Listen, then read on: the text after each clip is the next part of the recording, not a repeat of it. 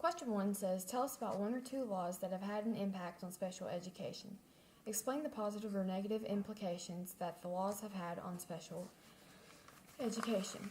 I chose the Individuals with Disabilities Education Act. It has had a positive impact on special education. It requires schools to help students with disabilities, and it requires schools to recognize those with disabilities and to get them help by providing services to help them have a better education. There are 6 parts to this law, and the first part states the zero reject rule, which cannot exclude students.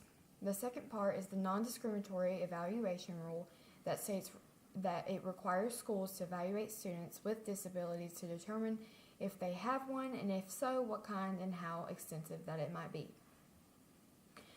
The third rule is the appropriate education, and it requires schools to provide education for the student based on evaluation and by providing services and aids for their disability. The fourth rule is the least restrictive environment, and it educates students with disabilities alongside students without disabilities.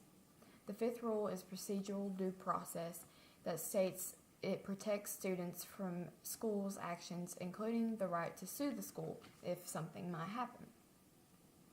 The sixth and final step is the parent and student participation, which requires schools to be in contact with their students and their parents about their child's special needs program.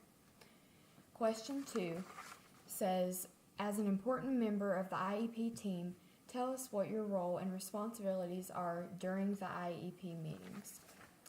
My role is a special education teacher, and I offer input on what child will need to succeed in a general education class. I also offer advice on how the child will best learn and what they need to have a better education.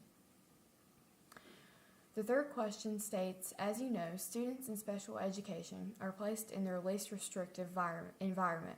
What does that mean?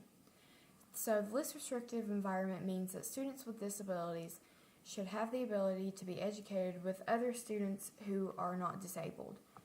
It means that they should have the same educational opportunities as non-disabled peers.